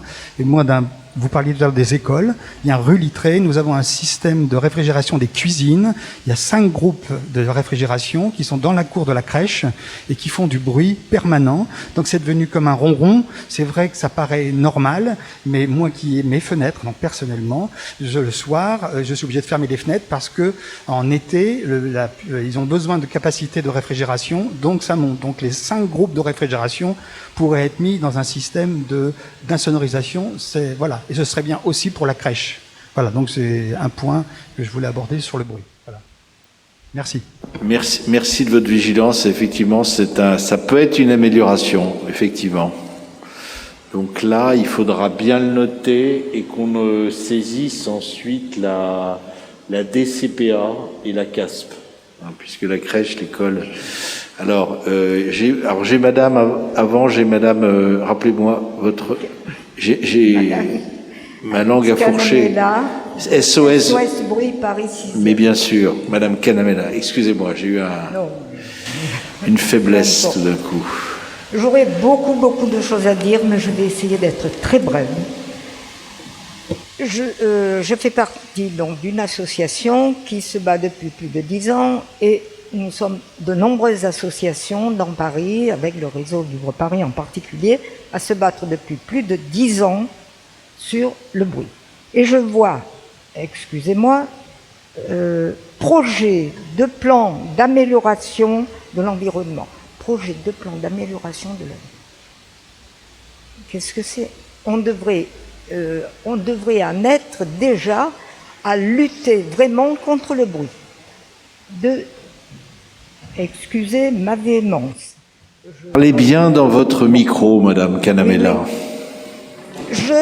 Dans votre projet de plan d'amélioration, j'ai lu Action 16, mieux connaître l'exposition des Parisiens au bruit des activités nocturnes. Et là-dedans, il y a je lis, ce projet a par ailleurs pour objectif de proposer un protocole pour une étude épidémiologique portant sur les effets de la santé des riverains. Vous-même, Monsieur Lecoq, qui le dit aussi au Conseil de Paris le 12 octobre, vous dites vous-même qu'il y a un impact sur la santé, tout le monde le connaît, et on veut faire des études épidémiologiques sur la santé. Non, le bruit excessif a un impact sur la santé et ça, nous le savons depuis longtemps. L'OMS a même fait un rapport en 2011 et l'Association des médecins aussi, enfin en 2012. Donc, je vois à l'action 18 prévenir, réduire et verbaliser le tapage nocturne dans l'espace public. Des cartes seront dressées pour mieux connaître les problématiques, l'offre, etc., etc. Attendez. Alors, l'expression n'est pas de moi, et je le regrette, mais c'est de l'inaction programmée. Comment, actuellement, en 2021, alors qu'il y a même plus de 10 ans, des ORL, des médecins, des trucs se sont battus pour dire attention, c'est un problème de santé publique, on en est encore à vouloir, à Paris, faire des études épidémiologiques. Bon. Action 17. Mieux connaître le bruit des terrasses annuelles ou estivales. Excusez-moi. On le sait, les riverains qui sont au-dessus. Les riverains qui sont au-dessus les entendent. Et c'est vous-même, la mairie de Paris, qui avez mis en place ces terrasses estivales ou annuelles qui souvent débordent. Je répondrai sur les essayez d'aller un peu plus vite, Madame Canamela, parce qu'ensuite j'ai Monsieur Chevalier et j'ai 2 personnes en visio qui veulent intervenir et Madame que je reconnais. Voilà. L'offre, l'action 19, amélioration de services aux plaignants. Depuis des années, on réclame qu'il y ait un numéro unique où la préfecture de police ou la police municipale, qu'on appelle des PSP ou des PMP, répondent et qu'il y ait des équipes efficaces. Vous voyez ? Donc, il ne faut plus qu'on en soit dans un projet, mais vraiment une action. Voilà. Merci. Excusez-moi de m'avoir écouté. Merci Madame Canamela. Je propose qu'on prenne Monsieur Chevalier, ensuite les 2 personnes en visio, et ensuite on fera une réponse et on interviendra sur les terrasses. Alors, il y a aussi Madame qui, voilà, il y a 2 personnes. On va prendre toutes les interventions assez brèves, si vous voulez. D'accord. Merci Monsieur le maire d'avoir fait remarquer qu'il n'y avait pas que la bagnole qui était une nuisance. Ceci dit, dans votre PowerPoint, monsieur, on a vu quand même 98% de slides sur les bagnoles et autre chose. Hein. Ce que dit Madame Canamela, c'est du vrai de vrai. Alors vous savez qu'en ce moment, il y a des plans qui sont proposés par la mairie de piétonisation, de végétalisation, de tout ça, et je suis pas hors sujet. Tous ces plans-là, il y a énormément des habitants du 6e arrondissement, particulièrement à Saint-Germain-des-Prés, qui sont vent debout contre. Pourquoi ? Parce qu'ils se sont aperçus que chaque mètre carré libéré par la bagnole, que ce soit une place de stationnement ou un couloir dans une rue, est immédiatement squatté par du privé, que vous êtes vous-même chargé d'encadrer, ce que vous ne faites pas. Et je pense qu'il y aurait plus cette liaison entre bruit de terrasse et élargissement des trottoirs que tout le monde voudrait, le débat serait un petit peu moins pollué. Hein ? Alors, bon, vous avez provoqué vos plans, tout ça. Alors, les applications id.fr et puis l'autre dans ma rue, excusez-moi, c'est du mépris. Quand on écrit là-dessus, on reçoit toujours la même phrase. Nos agents sont intervenus afin de régler le problème. Ou alors, un autre qui dit, cette adresse n'existe pas. Voilà. Alors, vous appelez la police, il renvoie à la mairie. Vous appelez la mairie, de toute façon, on ne peut pas vous appeler, il y a ce système-là. Donc, c'est bien je sais plus ce qu'a dit Madame Canamela, ça va bien plus, de l'inaction programmée.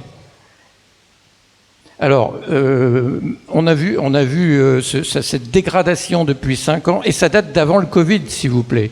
Depuis 5 ans, de la pollution sonore de nos quartiers, qui est de plus en plus grave, avec les terrasses, n'en parlons pas. Et on a vu cet été des terrasses Covid. Bon, c'est un règlement, on s'y plie. Et puis, comme je l'ai entendu tout à l'heure, des extensions, des squats, des trucs illégaux de ces dépassements de Covid. Monsieur le maire, on vous en a signalé un certain nombre, vous le connaissez. Maintenant, sur la liste des demandes de terrasses, on voit ces trucs illégaux qui sont demandés à la pérennisation. S'il vous plaît, est-ce que vous allez autoriser ou cautionner ces extensions de terrasses qui ont été squattées pendant le Covid, qui ont fait des nuisances énormes et pour lesquelles vous avez été copieusement avertis? C'est ça ma question. Est-ce que vous allez oser? Si c'est ça, ça sera un message de mépris envoyé aux habitants qui, comme a dit madame, se sentent complètement délaissés, pour ne pas dire plus, si on voyait arriver ce genre de choses. Donc c'est ma question. On a vu la liste des terrasses qu'on nous a fait passer, qui sont demandées. Dans cette liste, il y a un certain nombre d'endroits qui ont été squattés illégalement. Est-ce que vous allez les autoriser? Est-ce que vous allez les pérenniser? Merci. Oui. Alors, je me permets, on va prendre Madame Marie et Monsieur Jouve, peut-être qu'on devrait intervenir, après Madame de la Forêt-d'Yvonne, etc. Juste sur les terrasses, on a quand même, vous l'avez vu, toutes les terrasses sont parties. Hein, toutes les terrasses sont parties. Elles sont toutes les terrasses estivales. Et là, il y a un gros travail qui va être fait par les différentes directions, sous le contrôle de la mairie du 6e, en conformité avec le règlement des étalages et des terrasses, plus de 3, plus de chauffage, plus de passage des eaux usées, et bien sûr, en fonction de la façon dont les personnes se sont comportées. On n'acceptera pas tout le monde. Je suis réticent par définition aux terrasses permanentes, parce que les terrasses permanentes, ça risque, c'est la foire d'empoigne, on contrôle plus. Et quand il y aura une terrasse permanente, il y aura une charte spécifique qu'on fera signer. Non, mais attendez. Convenez que déjà, beaucoup de terrasses ont été retirées. Et j'ai des engagements dont je ne peux pas parler aujourd'hui, parce que c'est des engagements privés qui ont été pris. On va être excessivement vigilants. Pourquoi? Parce que il y a le Covid, il y a période Covid, il y a l'après-Covid, et ensuite, bon, vous avez des gens sympathiques, mais qui ont eu des aides publiques excessivement importantes. Si la vie revient, écoutez, on doit revenir un peu à la situation antérieure. Voilà, et ça crée également des inégalités évidentes. Mais ce que a dit Monsieur Chevalier n'est pas faux. Il y a des gens qui ont exagéré. Le règlement des étalages n'a pas toujours été respecté. Des terrasses ont été exploitées jusqu'à minuit, 1h du matin, alors qu'elles devaient s'arrêter à 22h. Il y avait des toits, etc., etc. Et il y avait des extensions latérales qui n'ont plus lieu d'être. Donc on reverra tout ça en liaison effectivement avec les différentes, et on prendra effectivement, on reverra Madame Canamella, on vous reverra secteur par secteur.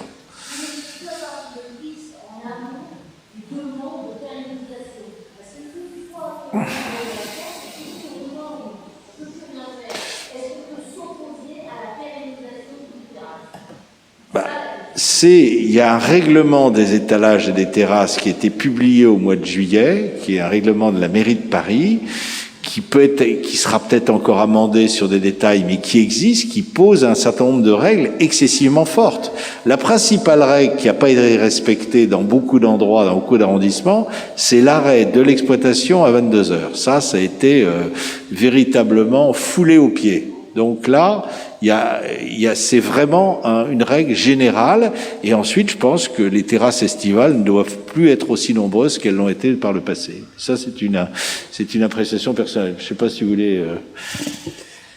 Peut-être pour compléter la réponse de Monsieur le maire sur la question des terrasses. Le nouveau règlement des étalages et des terrasses renforce considérablement les pouvoirs de contrôle et de sanction de la future police municipale. Alors, si on doit donner des chiffres, on les donne. Rien que pour l'été, il y a eu à peu près 12 000 signalements sur l'application Dans ma rue pour des nuisances sonores liées aux terrasses. Et il y a eu 991 verbalisations. 991 verbalisations. Ça peut paraître peu au regard des signalements qui ont été faits sur l'application Dans ma rue, mais ça, c'est rien que pour l'été. Et depuis, ça a continué. Quelles sont les nouvelles prérogatives de la police municipale en termes de contrôle et de sanctions? Ça peut aller de l'avertissement au retrait temporaire de l'autorisation ou au retrait définitif. La fermeture... Je vais terminer, monsieur, si vous me permettez, pour expliquer un peu la politique de la ville en la matière. voilà, qui renforce son action de contrôle et de sanction. La fermeture administrative de l'établissement n'est pas du ressort de la ville, comme vous le savez, c'est du ressort de la préfecture. Donc nous allons renforcer ces contrôles. Ils ont été insuffisants, clairement, au vu des 12 000 signalements, par exemple, cet été. Il est évident que nous allons renforcer ces contrôles. Ce que je ne voudrais pas laisser dire, quand même, parce que vous dites c'est un projet de plan. C'est un projet de plan parce que le plan définitif, comme je vous l'ai dit tout à l'heure, comme M. Chrétien vous l'a dit aussi, sera adopté définitivement début 2022 parce qu'il y a une phase d'amélioration de ce plan dans la consultation et je suis ici ce soir pour recueillir vos contributions. Donc j'ai parfaitement entendu ce que vous dites sur la question de la santé publique, mais ce que je voudrais vous donner quand même, c'est des résultats du précédent plan bruit de la ville, pour ne pas dire que la ville n'a rien fait, que ce soit sur la question du bruit routier, sur la question du bruit de voisinage, dit de voisinage.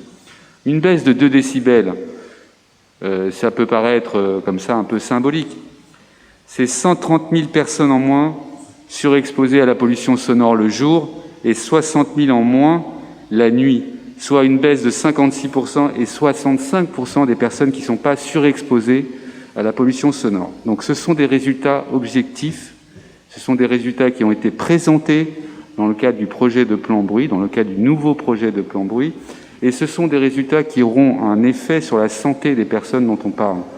Parce que quand vous êtes réveillé la nuit, et singulièrement, nous allons renforcer le contrôle des 2 roues motorisées, qui font beaucoup de bruit à Paris, et la nuit, vous savez comme moi qu'une moto peut réveiller jusqu'à 10 000 personnes quand elle est mal homologuée, mal contrôlée. Donc nous allons renforcer les contrôles de voirie de la police municipale sur ces 2 roues motorisées et sur tous les types de véhicules bruyants pour pouvoir les évincer, pour pouvoir améliorer la qualité de vie. Et nous avons déjà obtenu des résultats sur le précédent plan.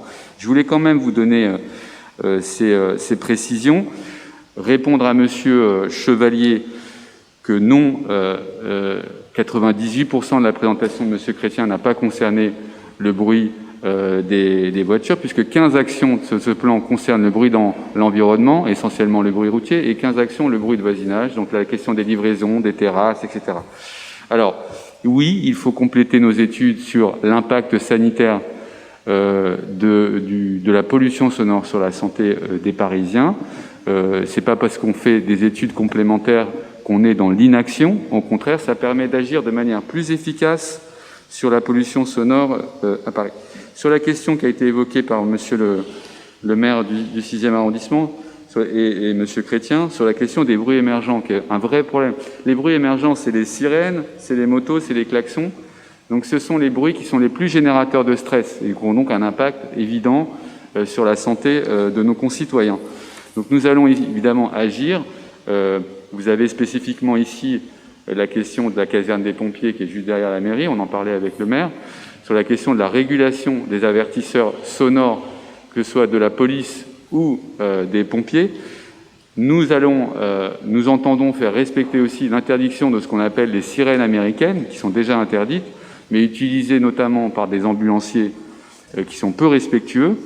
Et sur la question, pour finir et revenir à la question des terrasses, qui était pris en compte dans ce plan, évidemment que les restaurateurs, les bars, les commerçants qui font des demandes de terrasses tout en ayant consciencieusement pas respecté les obligations liées à la réglementation des terrasses, la nouvelle réglementation des terrasses et des étalages, évidemment, la demande d'autorisation pour la suite sera regardée à l'aune des critères de respect, tout simplement, de ces... on n'a pas édicté un nouveau règlement pour laisser les restaurateurs et les commerçants l'enfreindre sans qu'il y ait aucune conséquence. Donc, prérogative renforcée de la police municipale et action renforcée sur la verbalisation et le contrôle. Voilà ce que je voulais vous préciser. Merci infiniment. Est-ce qu'on a, Monsieur Gisard, est-ce qu'on a une demande de prise de parole? Il n'y en a pas? De l'extérieur? Madame Marie, peut-être?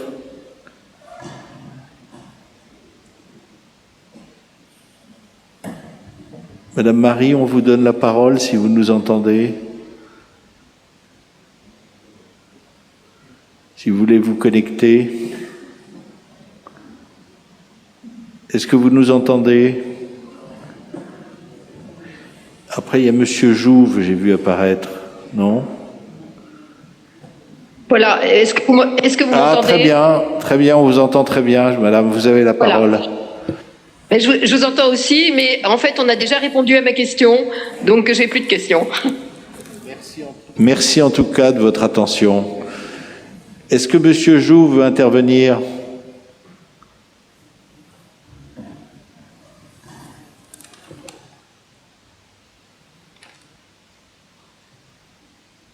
Non. Je ne vois pas. Donc, Madame de la Forêt-d'Yvonne, je vous donne bien volontiers la parole. On vous apporte le micro. Oui, monsieur le maire, monsieur l'adjoint au maire de Paris, j'ai trouvé que le panorama sonore était très étendu et j'aurais voulu y rajouter les climatiseurs, qu'ils soient professionnels ou résidentiels, et où une intervention pourrait exister pour limiter cette source notamment pendant les grandes chaleurs. Et puis par ailleurs, on sait que les tournages de films s'accompagnent d'énormes transformateurs qui sont très bruyants. Et donc, il faut que, comme les instruments de chantier, ils soient confinés et qu'ils ne génèrent pas des vagues sonores très importantes. Merci. Alors, avant de laisser céder la parole à Olivier Chrétien pour un certain nombre de questions que vous avez posées, notamment sur les appareils pour réfrigérer l'air sur les camions, etc., on va répondre à cette question. Je vais saluer Monsieur Jouve, que je connais. Sur cette question des climatiseurs qui font beaucoup de bruit, c'est vrai, il y a certains équipements qui font beaucoup de bruit. On a une attention particulière. Je vais peut-être élargir un peu la focale pour... La politique de la ville de Paris, c'est d'éviter le recours à des climatisations autonomes individuelles pour des raisons à la fois que ça participe à l'effet d'îlot de chaleur urbain, parce que pour faire de l'air frais, ça réchauffe l'air à l'extérieur, donc on doit absolument, impérativement éviter ça. Donc ça passe par des politiques d'adaptation de la ville au changement climatique. Et je vous renvoie à l'étude que nous avons publiée sur ce qui nous attend en termes de futur climatique à Paris, avec un certain nombre de vagues de chaleur, des pics de chaleur, etc. Donc la ville de Paris est en train d'accélérer ces politiques d'adaptation au changement climatique, aux aléas climatiques. Et évidemment, nous devons avoir une action assez drastique pour éviter le recours à ces équipements individuels. Et particulièrement, nous travaillons avec le secteur privé, avec les commerçants, avec les centres commerciaux, avec les hôtels notamment, pour qu'ils se raccordent à notre réseau de froid. La ville de Paris a la chance d'avoir un réseau de froid, à la fois basé sur des centrales de production de froid avec l'eau de la Seine et des tours aéro-réfrigérées pour le complément. Donc nous encourageons le tertiaire, l'immobilier tertiaire, les bureaux, à recourir à ce type de solution qui permet de ne pas aggraver l'effet d'îlot de chaleur urbain et qui, bien sûr, en termes de pollution sonore, a un impact bien moins important. Et nous espérons que les acteurs, et là c'est un vœu parce que nous ne pouvons pas obliger les acteurs privés à s'équiper, à se raccorder à notre réseau de froid. Mais nous les encourageons, nous les incitons et nous avons signé le nouveau contrat de concession du réseau de froid et le futur concessionnaire aura des incitations à aller voir les établissements de santé notamment, mais pas que, des équipements aussi collectifs de la ville, un peu de logement, pas beaucoup, et puis d'autres acteurs comme les hôtels, comme l'hôtellerie, etc., pour qu'on puisse endiguer dès maintenant le recours à des solutions autonomes de climatisation qui sont pas bonnes pour le climat et pas bonnes pour la question de la pollution sonore. Voilà. Olivier, je vous laisse, pardon. Merci, Monsieur le maire. Alors, on va prendre les dernières questions et j'ai Madame de la Forêt-d'Yvonne, galeriste renommée de la rue des Beaux-Arts. Merci. Bon, j'habite aussi en plus dans le quartier. Et donc, nous sommes en fait au coin du boulevard Saint-Germain et de la rue de l'Ancienne Comédie. Alors, quand on s'est installé, en face de chez nous, il y avait une grande pizzeria, mais qui était calme. Bon, c'est sûr que quand on va au Odéon, on sait qu'il y aura du bruit, mais c'est devenu absolument énorme. C'est-à-dire que la pizzeria a été remplacée par le pub Saint-Germain, qui en fait a une terrasse déguisée, c'est-à-dire qu'en fait, ils n'ont pas le droit à la terrasse, puisque rue de l'Ancienne Comédie, il n'y en a pas, mais ils ont fait une terrasse en creux. À l'intérieur, la première petite pièce du pub est en fait une terrasse, il n'y a pas de fermeture sur l'extérieur. Donc en fait, ça parle là, et ça fait du bruit jusqu'à... Alors, je voudrais savoir jusqu'à quelle heure ils ont le droit. Parce qu'en fait, à 4h, 5h du matin, c'est encore ouvert. Il y a un bodyguard devant, il y a de la musique à tue-tête, et en plus, le bodyguard n'empêche pas les gens, quand ils sortent, de parler devant. Et je voulais dire que le bruit des voitures, des motos, des sirènes est très désagréable, mais le bruit des voix, la nuit, réveille énormément. Les voix de gens qui parlent et qui en plus sont un peu avinés, généralement, ou très gais, réveillent aussi. Alors qu'on a des fenêtres extraordinaires qui, normalement, ne font rien passer. Donc, le problème du pub Saint-Germain, je voudrais en parler, pour en parler après de manière plus personnelle, mais il y a quand même quelque chose à voir. Il est ouvert très souvent jusqu'à 5-6 heures du matin. Voilà. Il y a à côté la rue de Bussy, et je voudrais dire que malheureusement, les rues piétonnes donnent aussi énormément de bruit. C'est-à-dire que des conversations, des gens qui parlent, quand c'est nombreux, c'est très très bruyant. Et même de chez nous, alors la rue de Bussy ne nous gêne pas, mais on entend un ronron permanent. Voilà. Je voulais dire aussi, ça vous en avez peut-être parlé, j'étais pas là au tout début de la réunion, le bruit des bus. Il y a encore beaucoup de bus qui ne sont pas électriques et qui font, en fait, quand ils s'arrêtent, il y a un bruit énorme que je ne veux pas vous imiter. Et notamment, moi, je connais le 58 et le 70, qui s'arrêtent donc au coin de la rue de l'Ancienne Comédie et du boulevard Saint-Germain, et qui sont insupportables comme bruit et qui réveillent la nuit. Et il y a aussi, tôt le matin, les machines qui nettoient les rues. Est-ce que vous en avez parlé? Les petites machines vertes qui font un bruit terrible qui, effectivement, réveille. Voilà. Merci infiniment. Vous êtes au-dessus de Célio ou vous êtes en face? Oui, vous êtes au-dessus de Célio. Et nos fenêtres donnent sur la rue de l'Ancienne Comédie. Alors, si vous voulez, pour les bus, c'est vrai que le 84 est passé en bus totalement électrique, et c'est vrai que le 58 et le 70, je demande à Guillaume de le noter. On interviendra parce que c'est vrai que c'est des modèles particulièrement anciens. Je me demande s'ils sont pas encore d'ailleurs.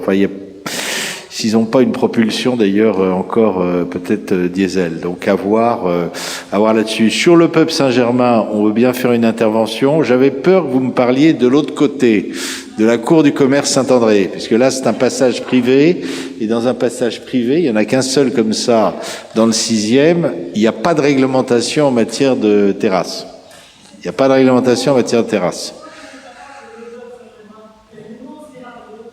Oui.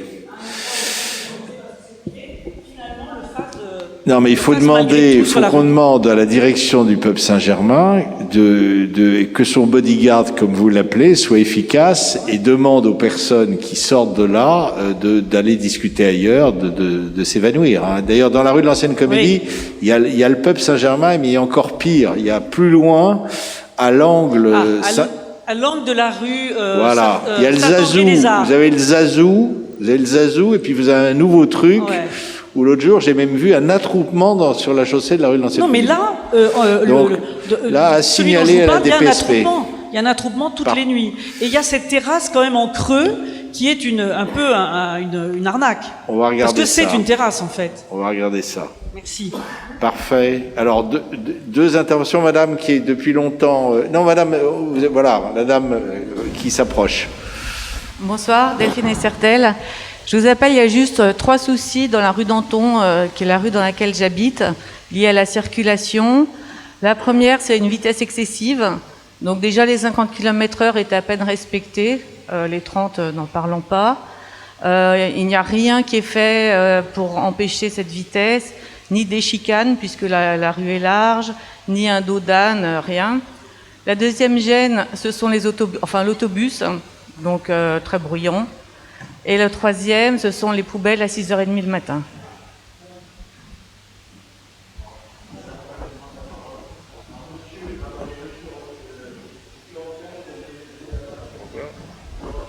Juste 10 secondes. Moi, c'était la question des motos.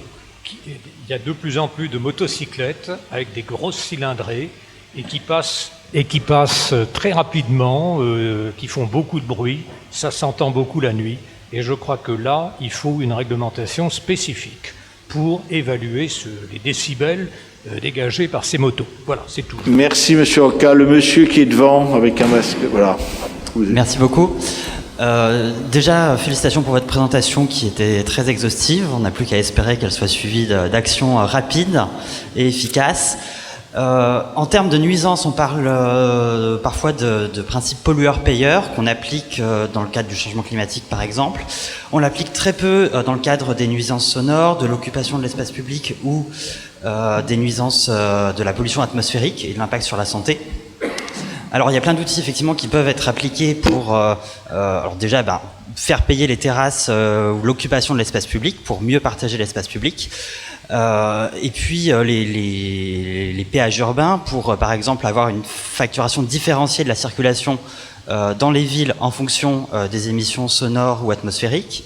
Et puis les radars à bruit que vous avez évoqués, moi je crois vraiment très fort dans ces solutions qui peuvent être un très bon outil pour lutter contre les nuisances des deux roues motorisées ou de la circulation, mais qui peuvent aussi être appliqués, si c'est pertinent, à d'autres nuisances comme les terrasses ou comme les nuisances nocturnes en facturant, en verbalisant les bars qui ne respectent pas les normes de bruit à certains horaires.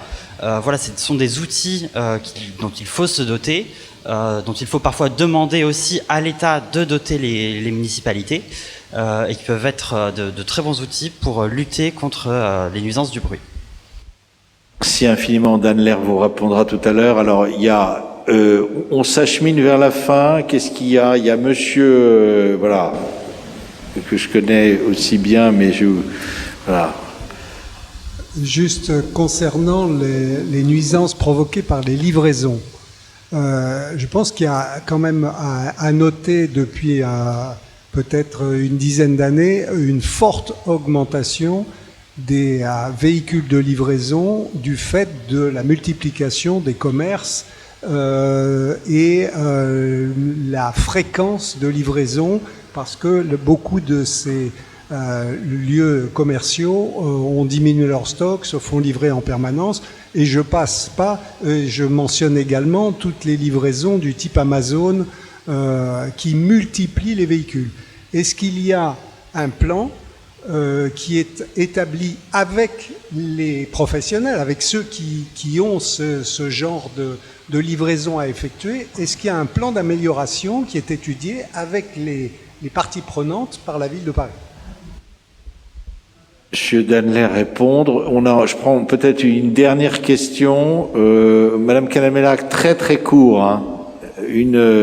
Un murmure. Hein. Non, je voulais juste poser une question à monsieur. Vous avez dit qu'il y avait eu à peu près 900 verbalisations. Quel est le montant des amendes? Moi, je voulais juste répondre, avant de passer la parole à Danler, qui répondra et conclura en même temps, sur les ordures ménagères. C'est un grand sujet, ça. Sachez qu'effectivement, c'est vrai, on est obligé, on a la régie, hein, la régie dans le 6e arrondissement, c'est-à-dire le service public de la propreté, qui d'ailleurs fait un très gros travail. Il ne passe pas, il passe le matin. Ils passent le matin avec des tournées qui dépendent des rues. Alors, et également qui dépendent et de la durée de collègues dans la rue, mais également de la taille de la rue. Et la benne est d'ailleurs souvent dimensionnée à la rue. Donc, il est clair qu'il y a des rues on commence à 6h30. Mais après, imaginons qu'on modifie, par exemple, on avait une demande sur le haut de la rue d'Assas il y a quelques années, et bien sûr, cette demande, elle émane souvent des nouveaux arrivants qui découvrent que leur rue est collectée de bonne heure et qui nous disent mais est-ce qu'on peut changer? Le problème, c'est que si vous changez sur une rue, vous changez toute la tournée. Ça peut impacter toutes les voies, hein. Donc c'est excessivement difficile. Après, il y a des progrès qui sont faits également. Il y a des bennes électriques qui commencent à être développées.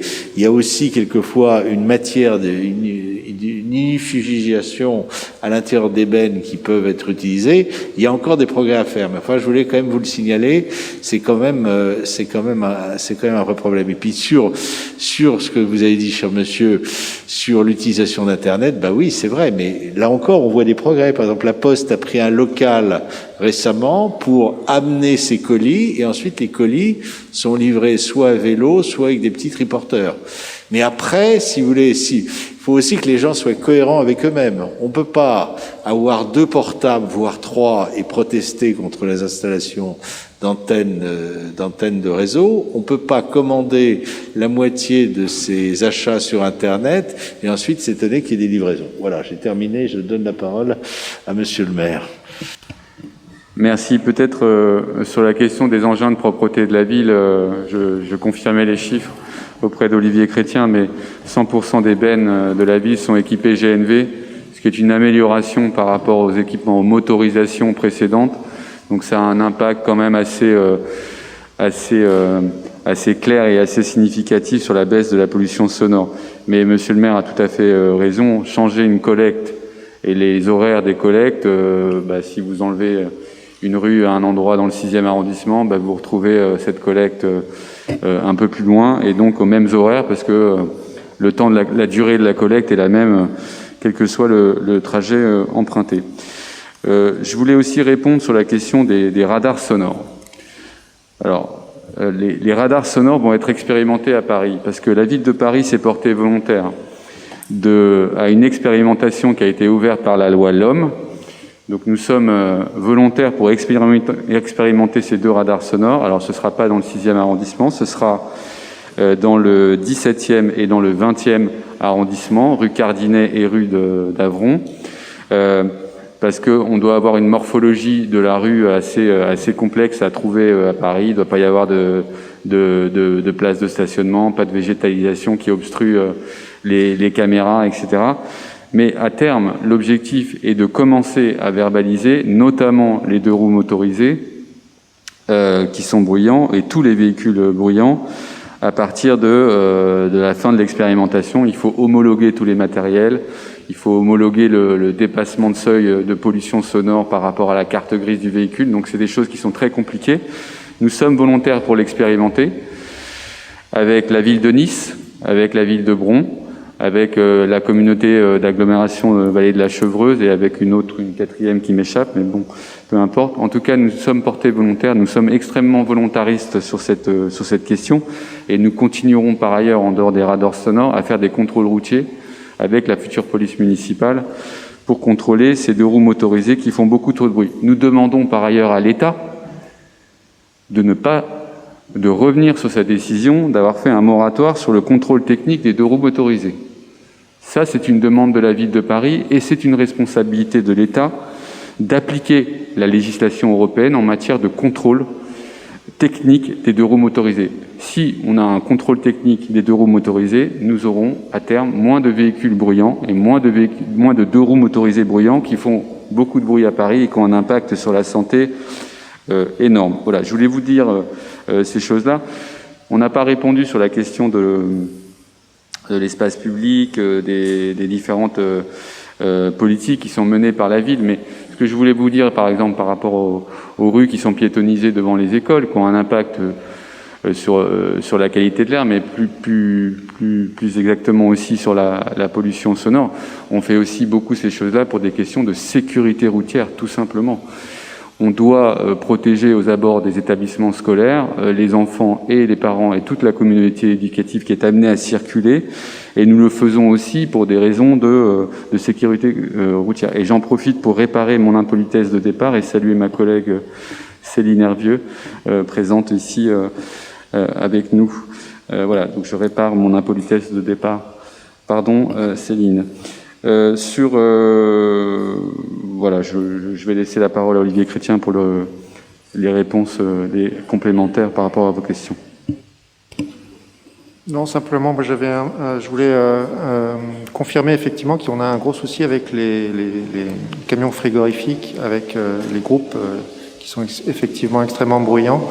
Alors, je vous ai présenté tout à l'heure le concept de livraison silencieuse.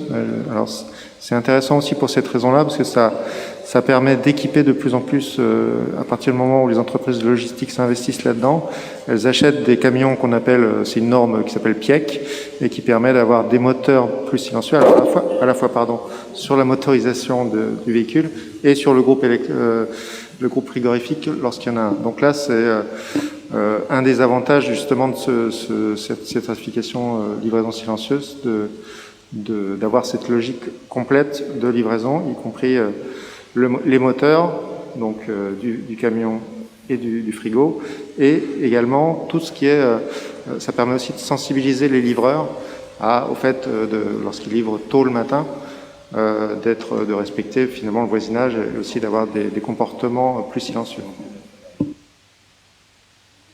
Ici. Ah oui, alors le montant des amendes, oui, pour Madame Canamella. Le montant des amendes, vous savez, pour les terrasses. Je ne sais pas si quelqu'un sait ça. Alors, j'ai pas le montant de l'amende qui est mis. 135 € peut-être, non, c'est pas ça. Ouais, je crois que c'est 68, oui. Voilà. Peut-être même, oui. Vous êtes peut-être même en dessous de la réalité, Monsieur Chevalier. Ça dépend du resto. Bon, je crois, on a bien travaillé. Je voulais vous remercier tous et toutes, les élus, Monsieur Lair, Monsieur Chrétien, qui s'est aussi mobilisé sur cette affaire. Alors, je vous propose simplement de rester en contact. Et je vous demanderai une seule chose, peut-être que ça peut être d'ailleurs intéressant, vous voyez, pour vous continuiez à nous donner de l'information régulièrement sur les programmes, n'hésitez pas à nous envoyer peut-être en copie les courriers que vous faites, et on les transmettra bien sûr. Je remercie Stéphanie Pugerinet qui est notre contact, notre relais entre les associations, les conseils de quartier, sous l'autorité de Monsieur Riwal et de Monsieur Vincent. Ça nous permettra de faire circuler l'information. Parce que souvent, la circulation de l'information, c'est ce qui est le plus difficile. Donc là, on va faire un peu de bruit, si vous me le permettez, ce mauvais jeu de mots, avec une bonne information. Madame Hervieux, je vous en prie. Oui, merci Monsieur le maire. Bonsoir à tous. Simplement, pour clôturer, je voulais simplement indiquer aux habitants et riverains présents ce soir que ces remontées de terrain, elles sont extrêmement importantes pour que la ville puisse ajuster. Et je voudrais vraiment vous remercier, vous féliciter, Dan Lert, Monsieur Chrétien, pour la présentation et ce travail très très abouti sur l'amélioration de l'environnement sonore. Simplement pour vous dire que les conseils de quartier sont mobilisés sur cette question et c'est un espace intéressant pour faire remonter les difficultés sur des établissements en particulier. Nous, élus aussi, nous sommes à votre service pour avoir ces informations sur des établissements qui posent problème, sur des terrasses éphémères, pérennes ou non, qui posent des difficultés, pour nous les faire remonter. Sachez que dans le 6e, on a aussi une instance qui s'appelle les commissions de régulation de débit de boissons, pour les restaurateurs, les bars, les boîtes de nuit éventuellement qui ne respectent pas le cadre et la législation. Donc avec la possibilité de faire des contrôles soutenus pour ces établissements-là. Mais il faut qu'on puisse les connaître et ça vient aussi de vous, évidemment, des remontées du terrain. Donc je voulais simplement préciser ça. N'hésitez pas à nous solliciter dans ce sens et j'espère qu'on aura, par rapport, je reviens un tout petit peu en arrière sur la rue aux écoles de la rue Littré, c'est un très beau projet. Moi, je suis très contente, par contre, effectivement, sur l'aspect végétalisation. Je regrette vraiment. Je pense qu'il faut qu'on continue à réfléchir, même si on peut pas planter en pleine terre.